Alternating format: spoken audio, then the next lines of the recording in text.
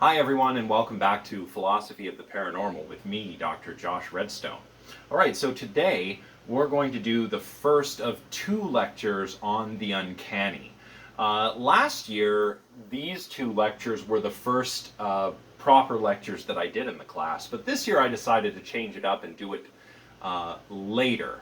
And I'm hoping that the benefit of that, if there is indeed a benefit to doing it this way, is that you can make some of your own connections between, some of the affective components of some of the experiences or phenomena that we've discussed throughout the course, like spooky supernatural stuff.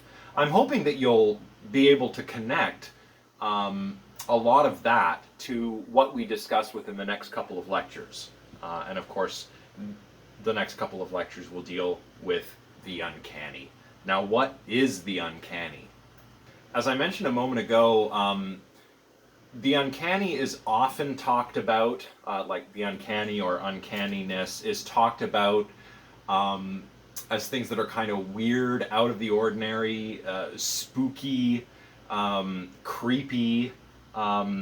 Words like these are sometimes used interchangeably with the uncanny, that is. I'm not sure how well any of those words actually capture what the uncanny is.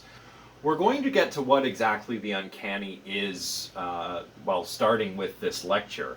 But a suggestion of mine is that, at least when we're, again, talking about the affective or emotional or, sensational components of the kinds of experiences, anomalous experiences, encounters with something seemingly paranormal or supernatural, I suggest that the word that captures this affective side of uncanniness is eeriness. And I suggest that eeriness is an emotion. And not only that, it's actually a type of anxiety. So I think that the uncanny, when one has an uncanny sensation, it's accurate to describe that not merely as a bodily sensation like pain, but something that is emotional. It is an emotion, and namely, it's a type of anxiety. Anxiety, of course, is a sort of fright or fear, and fright is a basic emotion that's common to all human cultures. Everywhere we look around the world, every culture, some cultures have complex emotions that others don't have. An example might be Schadenfreude, right? That's a complex emotion that describes a sort of shameful joy that you take in another person's misfortune. But not every culture has an emotion like that, or at least a word for it. But every culture knows what fear is, or fright, has a word for it, and we all behave the same way when we are afraid. The eyes widen, the skin we might get goosebumps, the hairs will stand on end. And there are certain physiological responses that go along with fright that are typical of fright and not of other basic emotions. So eeriness, I suggest, is actually a kind of anxiety, which in turn is a kind of fright or fear. And what differentiates between fright and fear and anxiety is that fright or fear is usually a response we feel because of some kind of threat or danger, right? Something that's very salient. Anxiety, on the other hand, is a kind of fear that sort of centers on uncertainty. And that's going to become important later on in this lecture. But for now, that is what I suggest, at least, that is how I suggest we characterize the affective component of the uncanny. That is the feeling components of the uncanny. What kinds of feelings do uncanny situations elicit? They elicit feelings of, saying being creeped out or feeling spooked out or of eeriness. I think eeriness is probably the term that captures it the best. Of course, we don't always talk about the uncanny this way. The uncanny is not, as Freud and Jentsch say, always to do with something that is frightening or something that is anxiety inducing, right? Sometimes we describe the abilities of, like very prodigious people, like child prodigies or savants or experts in a particular field. We'll say that these individuals have an uncanny ability to do X. It's like they're so good at it, we can't even explain how they're so good at it or how they know what they know. So that's one way in which we can talk about the uncanny. Wittgenstein, the philosopher Ludwig Wittgenstein, famously commented, I think, I don't remember the exact source, but would often comment on watching, like things like watching a play, and how watching a play is kind of uncanny and wonderful. Because we're watching all of these things, everyday things that we might do, taken out of the everyday context and being performed on a stage, not for their original purpose, whatever it is, talking about preparing a meal or getting ready for the day. But we've taken it out of that context and put it in this, context where we're performing these actions to tell a story. Wittgenstein noted that that's a little uncanny too. And he had a few minor things to say about the uncanniness that solipsism can elicit as well. Solipsism is the view that no other minds exist, or at least that you cannot know that any other minds exist other than your own. He talks about this briefly in the Philosophical Investigations, and he claims that if you start thinking like this, you will produce in yourself an uncanny feeling, right? Of course, most of you, if you have heard of the uncanny, it's probably because of the Uncanny Valley phenomenon. The Uncanny Valley phenomenon, I'll put a little graphic of the Uncanny Valley here, is meant to describe this sort of negative reaction we have toward human-like artifacts. Human-like artifacts here, I'm talking about things like automatons, wax figures, dolls, but especially robots, because Masahiro Mori, the fellow who came up with the Uncanny Valley hypothesis, was a roboticist who worked with prosthetic limbs. And he noticed that these artificial limbs that he was working on, the more human-like we tried to make them, the creepier they became. So he posited this hypothetical relationship between human-likeness and what he called familiarity. The Japanese word was actually shinwakan. Perhaps affinity or likability is a better translation of that. But in any case, Mori sort of graphed this hypothetical relationship where the more human-like something looks, the more positively or familiarly we respond to it, until it gets to a point where it looks very, very human, and then we'll experience a negative response. And Mori called that sort of dip in this otherwise linear relationship the Uncanny Valley. And things that fall into this Uncanny Valley are very human-like, but not exactly right. And it creates a sort of weird, uncomfortable feeling. Of course, Mori was extrapolating from his artificial limbs, right? When Mori was writing this in 1970, there weren't humanoid robots that elicited this sensation, unless you count earlier, like automata and things like that from the 17th and 18th century. We don't really call them robots, but they're very much the historical forerunners of modern robots, these automata. I'll put an image of an automaton up here in case any of you are interested. And there have been some various studies trying to understand the Uncanny Valley phenomenon. Why are robots creepy, basically? But they don't really investigate what uncanniness is itself. And some of these studies succeed and some, fail. Some succeed at showing this relationship when we present people with different kinds of humanoid artifacts, and some don't. And often they don't look at uncanniness, but they look at things like likability or unnervingness, eeriness. Eeriness is okay because I think eeriness really captures the feeling that we get when we're presented with an uncanny stimulus. But anyway, all this is just to say that this is, perhaps, if you're not sure if you've ever experienced an uncanny sensation, then think of an example that might fall into the Uncanny Valley.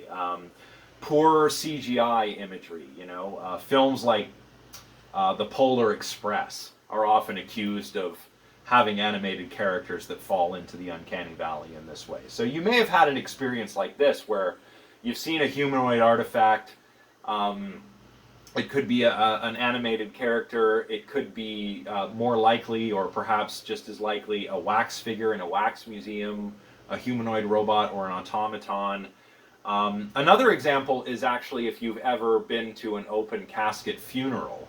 And I'm sorry that this is so morbid, but if you've ever been to an open casket funeral and looked at the dead body, sorry, I know this is very morbid, but if you've ever done that, you've probably found yourself thinking that that is pretty weird, especially if it's somebody you knew closely, a friend or a family member. So I guess what I'm saying is that corpses are quite uncanny too. So these are some examples of the negative uncanny, the creepy, eerie kind of uncanniness that perhaps some of you have experienced yourselves. So far I've described the uncanny as a sort of eerie feeling elicited by uncanny situations or stimuli. But what do Ernst Jentsch and Sigmund Freud have to say about the uncanny? That's whose work we're talking about today. We're going to start with Jentsch for today's lecture and talk a little bit about Hoffmann's short story, which both Jentsch and Freud reference. And then next time, we'll talk about Freud. But what do each of them say about the uncanny? Well, Jentsch, in his paper on the psychology of the uncanny, wrote that without a doubt, this word, the uncanny, appears to express that someone to whom something uncanny happens is not quite at home or at ease in the situation concerned. That the thing is, or at least seems to be, foreign to him. In brief, the word suggests a lack of orientation is bound up with the uncanniness of a thing or incident. Okay. And Freud says something that's kind of similar, although I'd say the similarities between Freud and Jentsch kind of stop here, except for their discussions of animacy and animism. Freud wrote in his 1919 essay, The Uncanny, that the uncanny is that species of frightening that goes back to what was once well known and had long been familiar. And here, we should take the opportunity to really, take advantage of what the etymology of the word uncanny actually tells us about what uncanniness is, or what uncanny incidences or situations are. Jentsch and Freud probably have a bit of an advantage here. Because what I'm getting at, the meaning of uncanny, is not as apparent in the English word uncanny as it is in the German word unheimlich. Jentsch and Freud, of course, were both writing in German. And they would have used the word, where we would say the uncanny, they would say das unheimlich. So unheimlich means unhomely, heimlich. Home, homely. So unheimlich is unhomely. And that's why Freud, I think, says that the uncanny is the kind of frightening that is really related to what was once familiar, what was once well known, but is now unfamiliar and foreign. It's there in Jentsch too. Jentsch also says that, uncanny things are kind of uncanny because they're not at home or at ease, right, with the person experiencing the uncanny situation, or who's seeing the uncanny incident or the uncanny object or whatever, right? So where Jentsch is talking about a lack of orientation and what we'll see he calls what he calls psychical uncertainty, and Freud is talking about the uncanny as what was once long familiar has been made foreign somehow and is now frightening. We get that by looking at the actual etymology of the word in German. Not so in English. The English word kind of parallels the meaning of the German word, etymologically speaking. Our word uncanny, like canny, is related to the word ken. And ken is an old English word that meant like home. And there are some sayings in English that sort of reflect this. We can say that someone is beyond their ken, if they're if they're sort of in over their head or out of their depth. That's a saying that some people might use. It's a bit of an archaic saying in the 20th century, but it is a saying nonetheless. We also talk about people who are wise or savvy as being canny.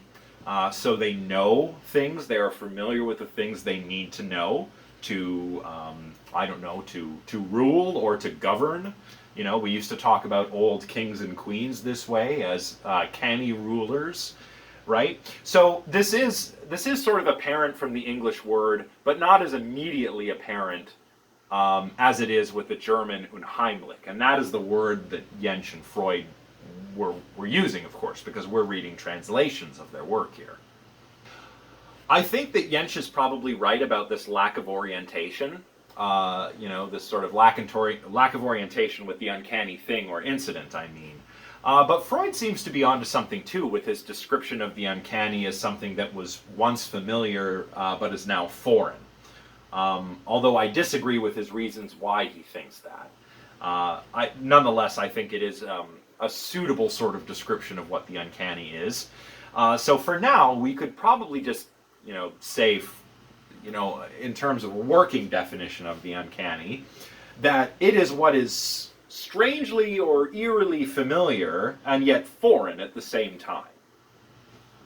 Now, as you're reading through Jentsch's paper, you'll probably note that he does not really try to define, what the uncanny is in any sort of essential sense, right? I think he actually says toward the beginning that he's not trying to define the essence of the uncanny in this paper. Instead, because Jentsch is actually, like Freud, trained as a physician,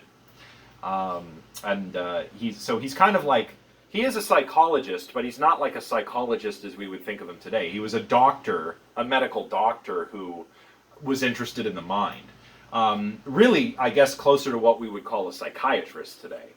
But anyway, Jentsch isn't really concerned with defining the essence of the uncanny. He's not going to give, necessary and sufficient conditions for uncanniness or anything like that. Instead, what he wants to do is kind of, get a feel for the sort of conditions that elicit an uncanny sensation. So what kinds of conditions need to obtain for someone to experience the uncanny? That's kind of what Jentsch is doing here. And he thinks that the conditions will always involve a kind of uncertainty, a sort of psychical uncertainty. Nowadays we would just call this intellectual uncertainty or mental uncertainty. And this is kind of an artifact of the changing definition of words that we've already looked at, right? One of the first things we learned about was the Society for Psychical Research, which would have been, happening around this time that Jentsch was writing about the uncanny. And of course, back then, psychical didn't mean, stuff to do with psychics or spiritualism exclusively. It meant, psychical in the sense of the psyche, the mind, or the soul, right? So what Jentsch is calling psychical uncertainty isn't something, like spooky or supernatural or to do with psi. It's just how the people of the day talked about the mental. They would say the psychical.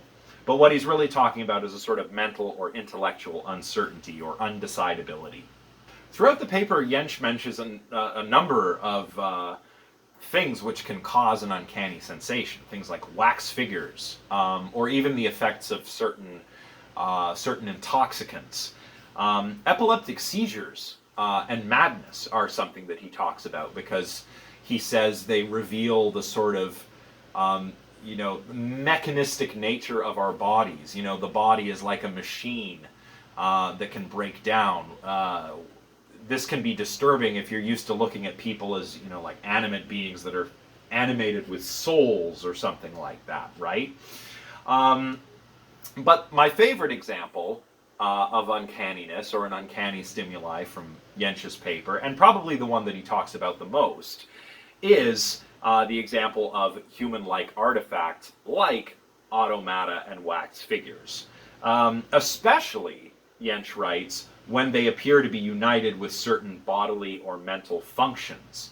So Jentsch's sort of principal example of an uncanny stimuli, something that elicits an uncanny sensation, is an automaton that appears to be alive. That is, it moves, it does something, and perhaps even appears to have mental functions like thought. So there were automata that would write, would play instruments, or whose eyes would look around. So they'd be moving and appear to perhaps even be thinking. And Jentsch says this can cause an uncanny sensation fairly regularly in a lot of different people. So let's look at why that is. I've identified a couple of passages here on slide number 7 that I'd like to read to you, which really get to the core of what I was talking about a moment ago, the uncanniness of automata and other human-like figures that Jentsch is talking about. So Jentsch writes here, for many sensitive souls, a life-size wax figure or similar figure also has the ability to retain its unpleasantness after the individual has taken a decision as to whether it is animate or not. Here it is probably a matter of semi-conscious secondary doubts which are repeatedly and automatically aroused anew when one looks again and perceives the finer details. Or perhaps it is also a mere matter of the lively recollection of the first awkward impression lingering in one's mind. So, you go to a wax museum, or you go and see an automaton that's on display somewhere, or you meet a humanoid robot, or you watch a badly animated CGI film or something, and maybe you've decided, consciously, that's just a robot, a wax figure, I know what it is, but it still appears real enough that perhaps these semi-conscious or unconscious doubts are continually raised in your mind, Jentsch is saying. Or perhaps it's the liveliness of the very first sensory impression you had of that weird figure that's, hanging out there in the back of your mind that's making it seem so strange. Jentsch continues, this is where the impression easily produced by the automatic figures belongs, that is so awkward for many people. A doll which closes and opens its eyes by itself, for example, or a small automatic toy, will cause no notable sensation of this kind, while on the other hand, for example, the life-size machines that perform complicated tasks, blow trumpets, dance, and so forth, very easily give one a feeling of unease. The finer the mechanism and the truer to nature the formal reproduction, the more strongly will this special effect make its appearance. What Jentsch is saying here is very similar to what Maury observed with his artificial limbs. Jentsch is saying that the more human-like these wax figures or automata appear to be, the stronger this uncanny sensation often is. And it's for this reason that Jentsch and Freud are often talked about in modern psychology papers on the Uncanny Valley. I'm thinking, for example, of somebody like Carl McDorman, who is like a computer scientist, psychologist kind of guy, who's largely responsible for bringing Maury's work into the English-speaking world and kind of popularizing it. And if you read a lot of his papers, you'll often hear him giving a passing mention to Jentsch or Freud. But I don't think his discussions of their work really do either of these figures justice. If only there were someone who had. Oh, what's this? Oh, look, just lying on the floor here. It's my master's thesis. Oh, Beyond the Uncanny Valley, A Theory of Eeriness for Android Science Research, 2013. Oh, God, I'm getting old.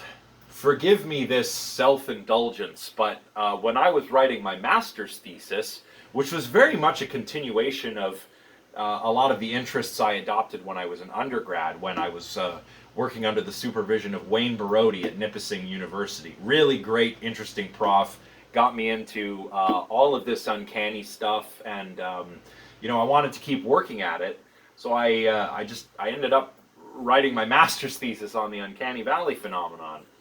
And I argued in here, not that you have to go and read this, don't do that, I'm just going to tell you, I'll just give you the scoop here. Basically what I argued here was that, Jentsch and Freud both kind of have part of the story correct. I'm going to talk about Freud next time, of course, but I think what Jentsch is right about here, when it comes to the uncanniness of certain phenomena, be they robots or wax figures or indeed other things he talks about in his short essay, like madness and epileptic seizures, or even how we can see faces in the clouds. When it's dark out, we might see a face in the clouds. Sort of a lake might look like a giant evil eye. The rafters of an old creepy house might look like something that is alive.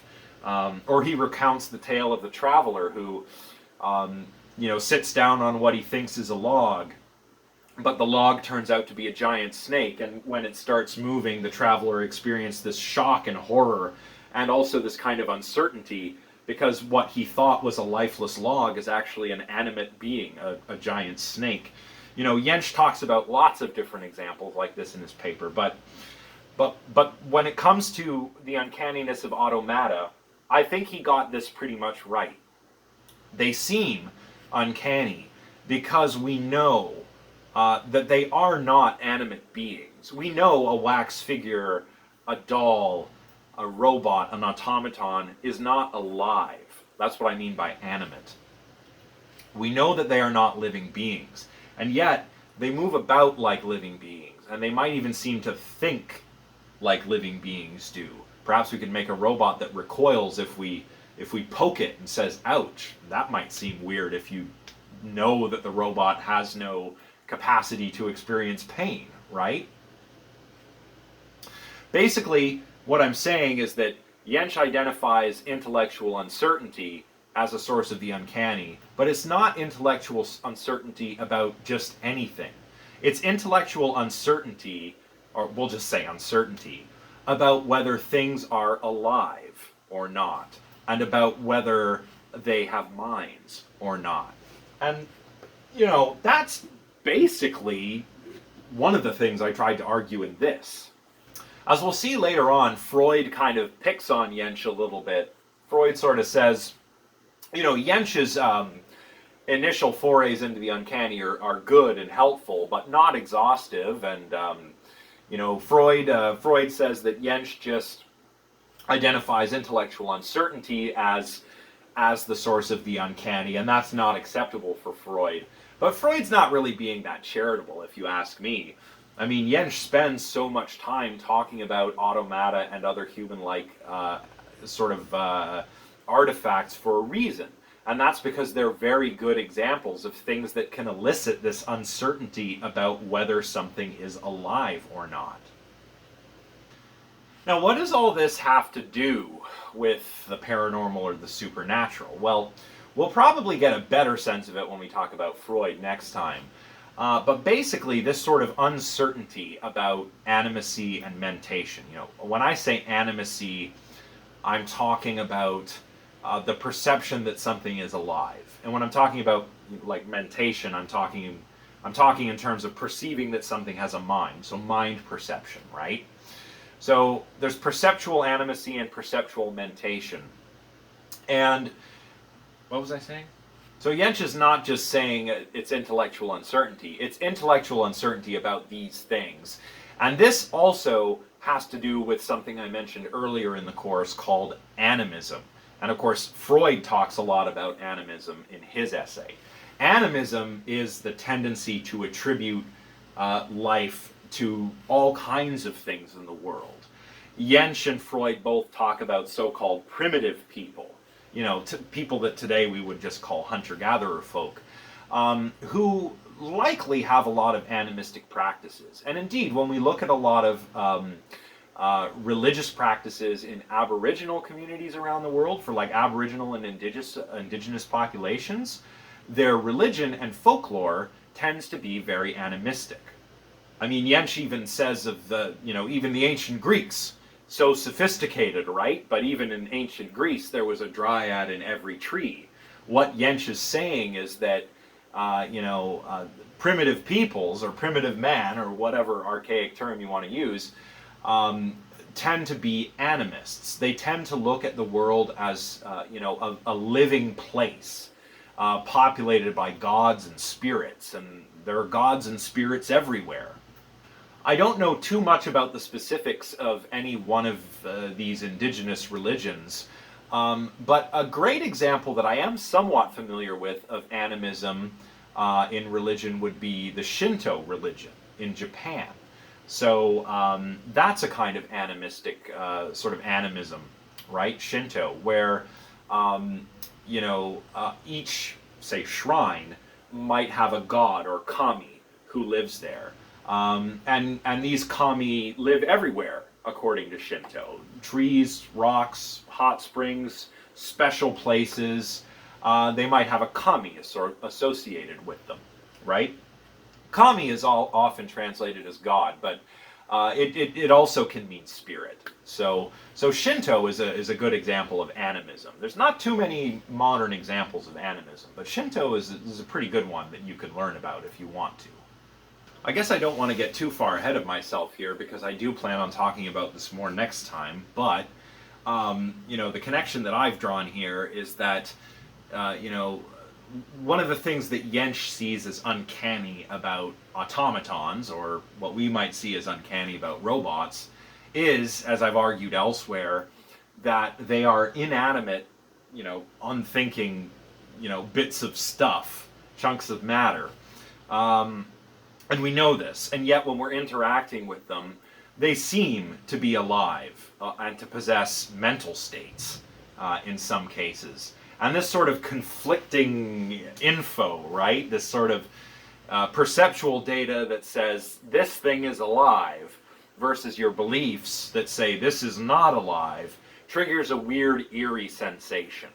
So, to bring it back to eeriness, being a type of anxiety that's elicited by, uncertainty, because anxiety is a species of the frightening that is all about uncertainty, is very much centered in uncertainty about something. We can explain, eeriness, at least in the cases that Jentsch is talking about, as a sort of anxiety we're experiencing because we just do not know what we're dealing with, right? If we encounter a robot or an automaton that seems to be alive, yet we know it's not, yet it still feels like we're interacting with something living, that creates an eerie sensation. So it's, for Jentsch, mental uncertainty about whether something is alive or has a mind is like probably the number one cause of the uncanny. But the same thing can happen in a slightly different way when it comes to other phenomena, some of which are a little anomalistic or supernatural. I mentioned earlier that corpses seem uncanny. If you think about it like this, with robots or wax figures, they are inanimate but may appear animate. Corpses, especially if they're a corpse of somebody we know, are inanimate, but we still, most of all our interactions with this former person were when they were alive. So it's kind of the opposite thing when it comes to corpses. And I would even argue that when we experience that spooky feeling, that creepy eeriness when we're, in, say, a purportedly haunted location, that could also be because we are uncertain about whether there are, living things around us, be they nefarious people or spirits or gods or whatever, that might be out there in our immediate vicinity. But of course it's dark and spooky, and we're not sure if, the creaking we're hearing is footsteps or just old floorboards. We don't know if that cold breeze we're feeling is caused by, just an open window or some kind of malevolent spirit.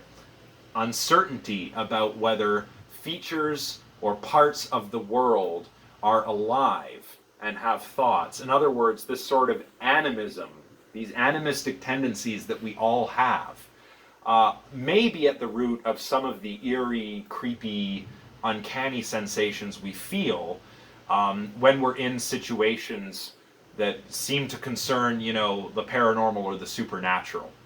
So if you ever had a Ouija board session and been creeped out, or if you've ever been in a haunted house and felt creeped out, it could be because you're experiencing some intellectual uncertainty, maybe due to your more primitive animistic tendencies conflicting with your sort of knowledge about how the world is supposed to work, right?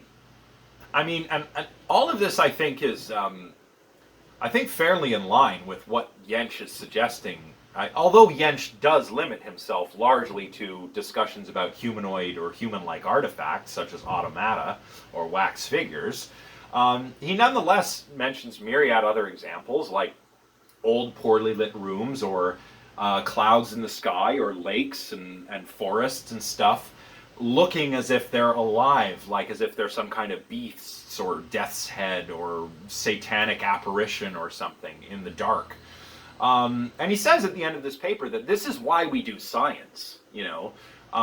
We humans have these tendencies, these animistic tendencies. And yes, I know Jentsch is saying primitive man.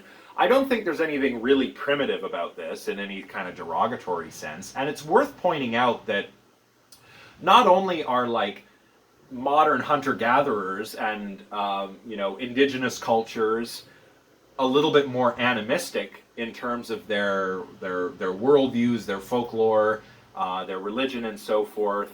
Not only is that the case, but also children are natural animists as well. And this is something that Freud talks about in his paper. Children in part, imagine and pretend that parts of the world are alive and thinking all the time. So children are natural-born animists. People that whose lives are much more closely tied to the natural world tend to look at the world as something that is alive itself. And really it is, ultimately. Maybe not in the sense that it's populated by gods and spirits, but the world is certainly a very lively place. So, to summarize Jentsch, the uncanny is something that is, foreign, unhomely, if you like, to the person who is experiencing it.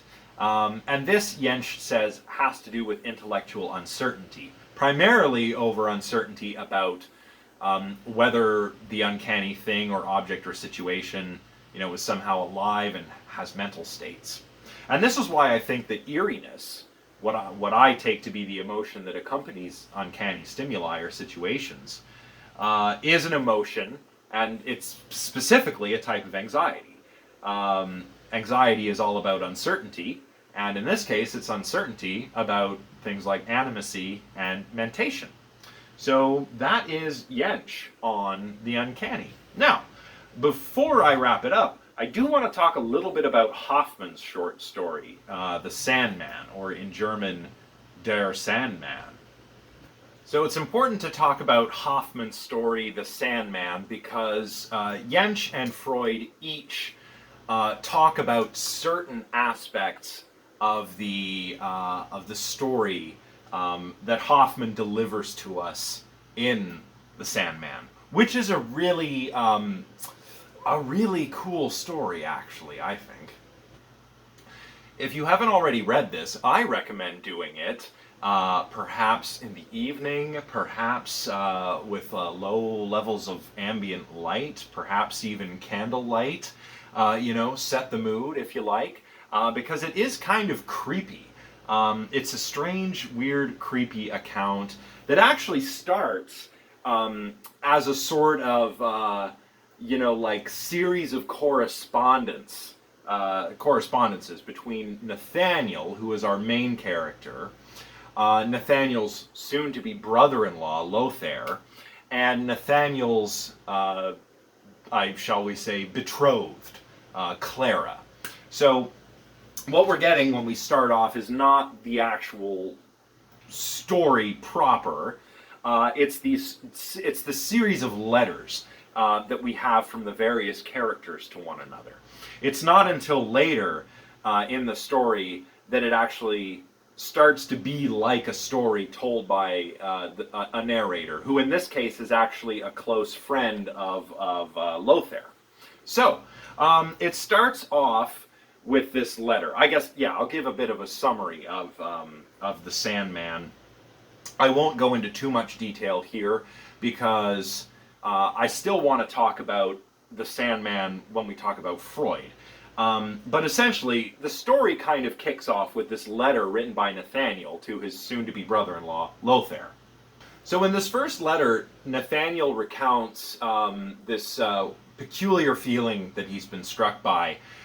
He's met this lens salesman, this Italian gentleman named Coppola, because Nathaniel is away studying in an Italian city. He's studying under the professor of physics, one Dr. Spallanzini, I believe.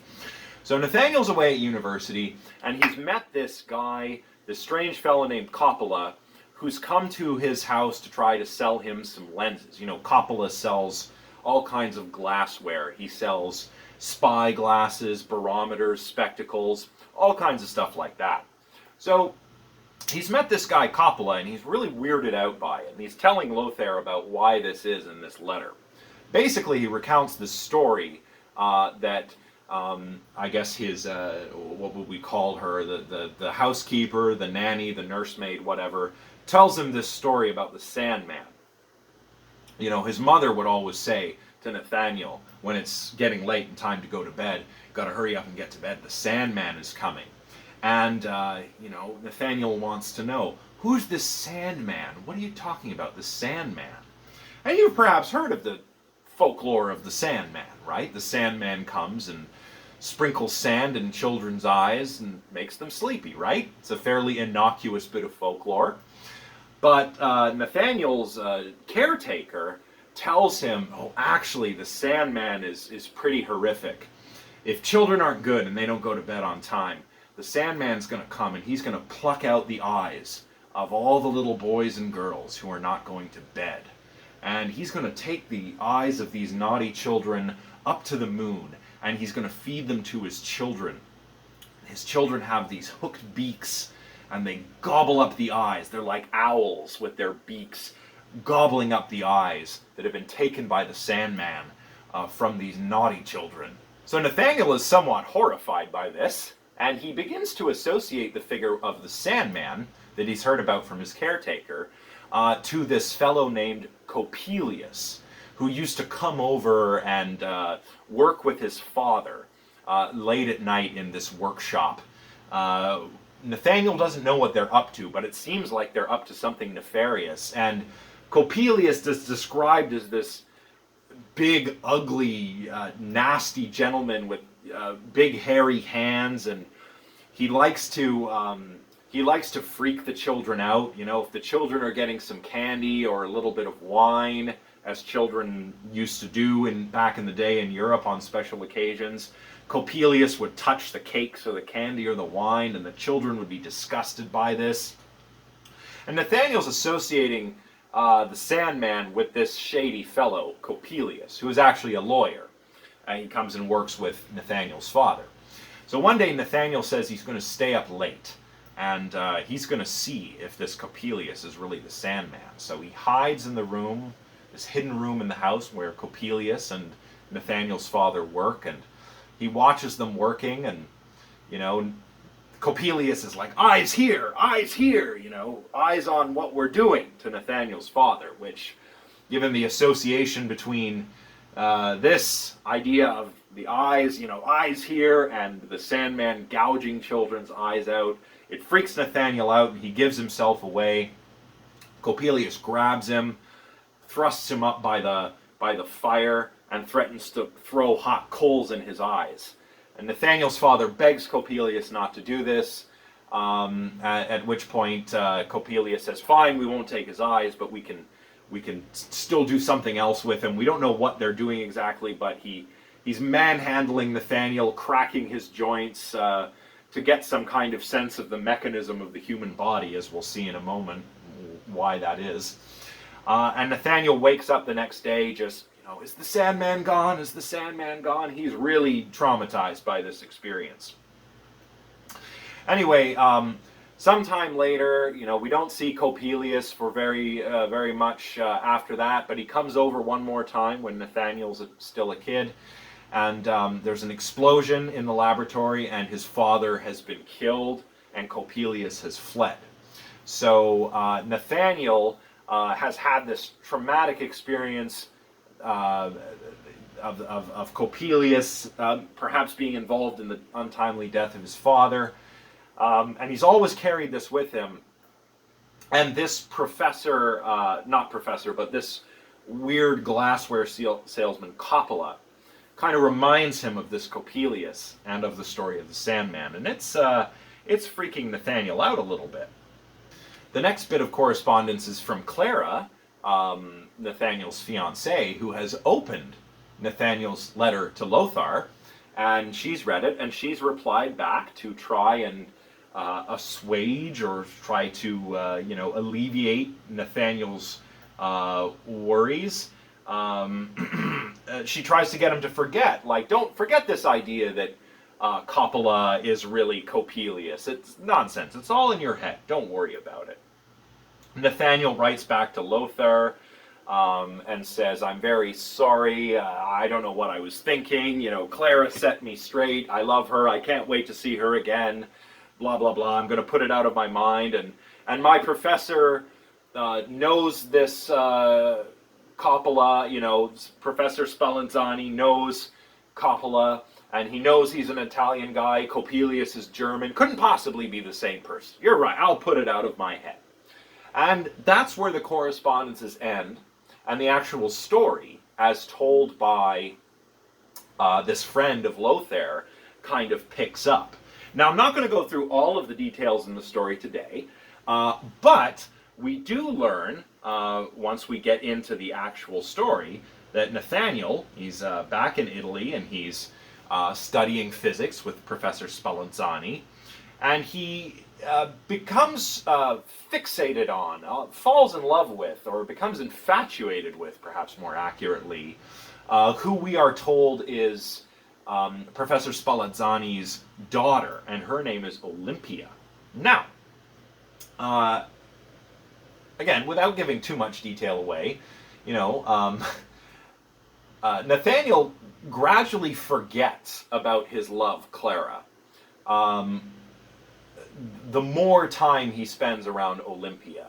At first, he just kind of spies on her, through a little crack in his professor's door.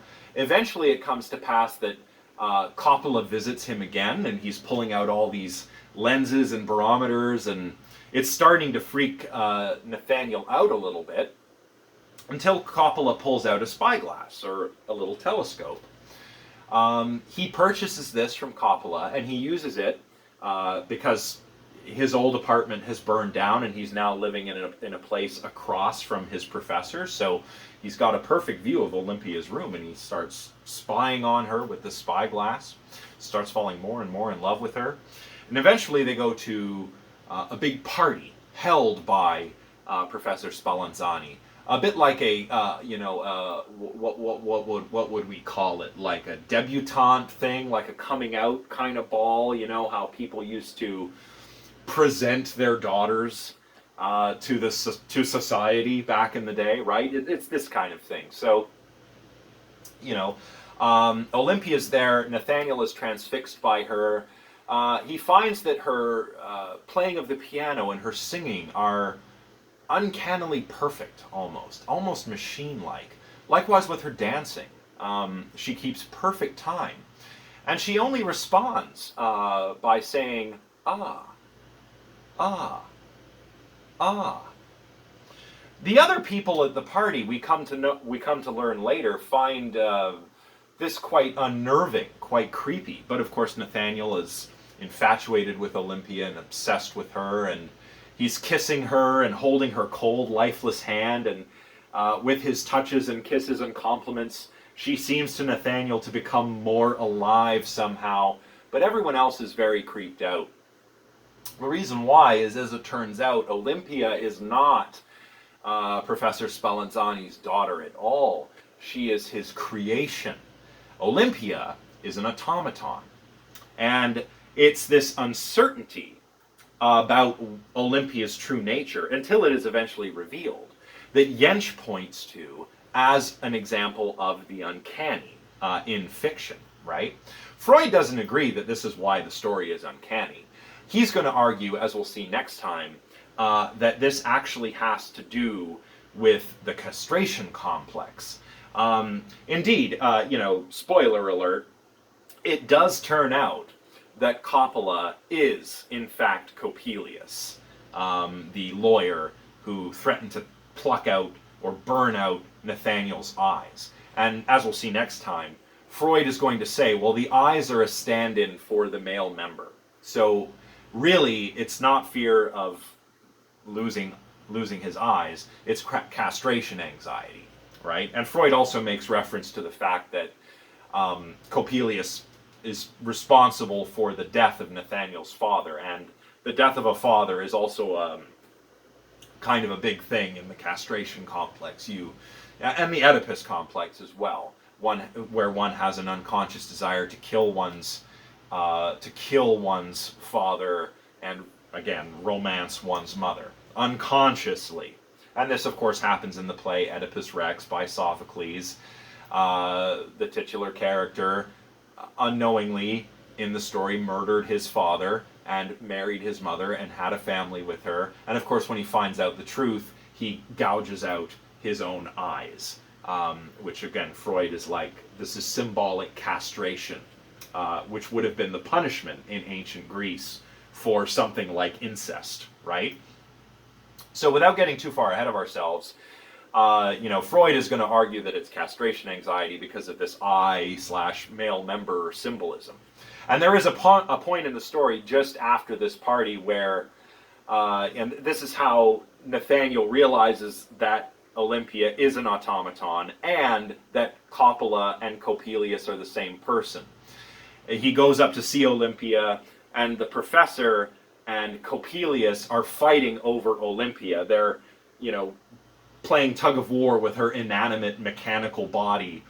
And Coppelius kind of smites the professor, injures him badly, picks up Olympia and carries her off, her lifeless body down the stairs, leaving only her eyes, which have fallen out of her head, laying there on the floor. And when Nathaniel picks them up, he starts to go a little mad, right?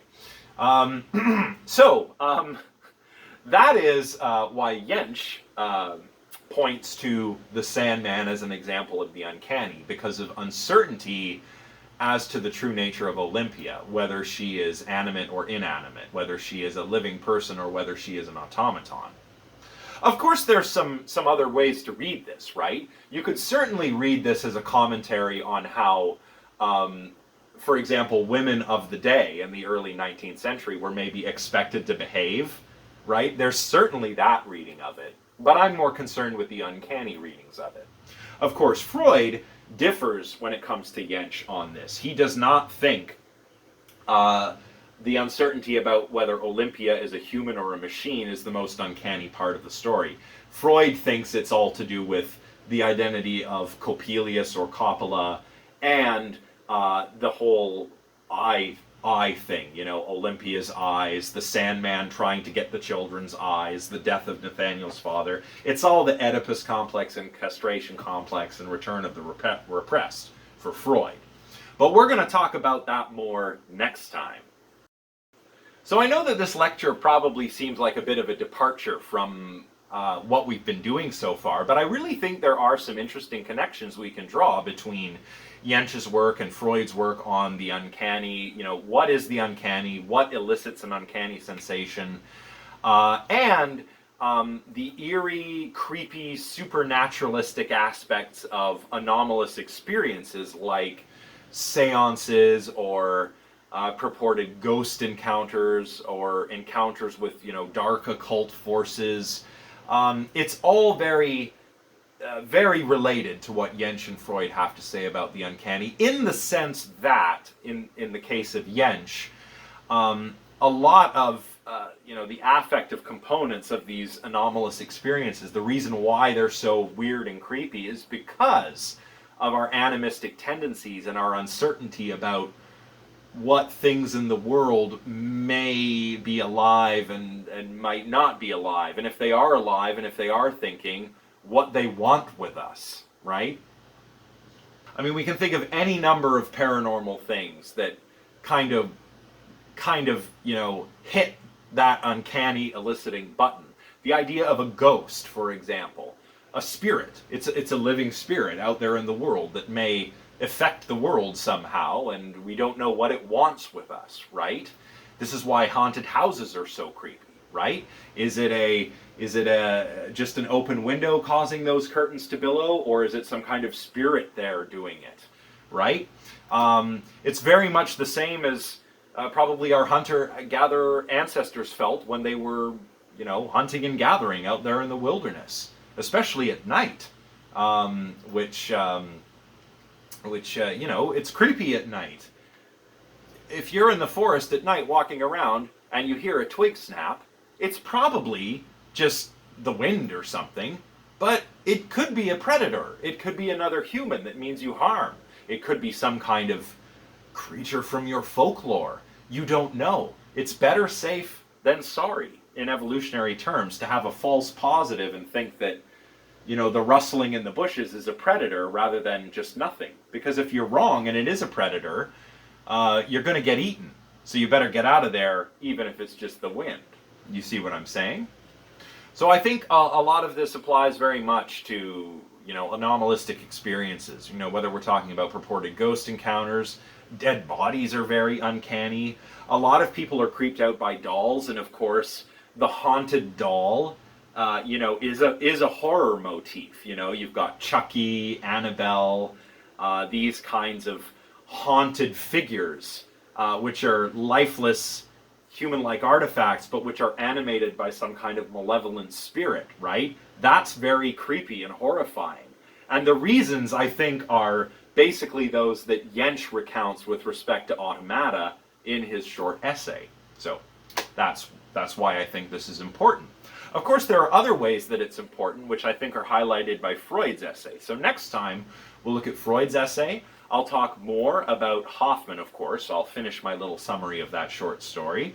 We'll discuss what Freud has to say about the origin of the uncanny, which basically has to do with the return of the repressed. I'll explain what that is next time. And of course, even though Freud doesn't think that intellectual uncertainty is sufficient for experiencing the uncanny, he nonetheless pays very close attention to Jentsch's arguments on the uncanniness of automata. He pays close attention to animacy, and as I mentioned way back at the beginning of this class, a particular aspect of an animistic worldview that Freud calls the omnipotence of thoughts, the power of thoughts to affect the world. So we'll look at all of that fun stuff next time. In the meantime, if you have any questions, let me know, and I'll see you all for our next lecture very soon. All right. Bye for now, everyone.